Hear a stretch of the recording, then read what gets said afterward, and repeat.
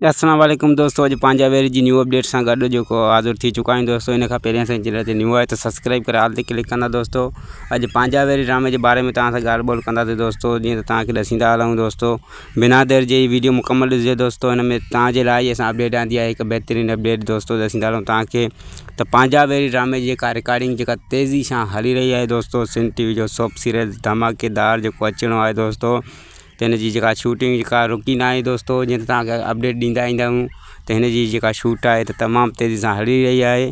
ऐं चौधरी एलियसगर तइम जेको आहे त तमामु पंहिंजे जेको आहे त प्यारे दोस्तनि सां गॾु जेको आहे त अदाकारनि सां एक्टरनि सां गॾु कमु जेको उन्हनि खां वठी रहियो आहे, त हिकु बहितरीनु तरीक़े सां जेको ड्रामो शूट थी रहियो आहे।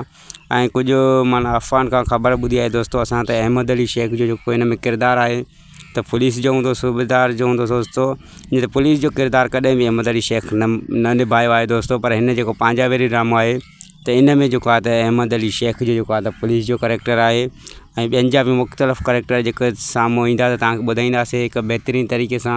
हिन ड्रामे खे जेको खणी ईंदा दोस्तों स्क्रीन ते, त तव्हां जेको आहे त मायूस न थींदो। इंशाअल्लाह ताला तव्हां ख़ुशि थी वेंदव।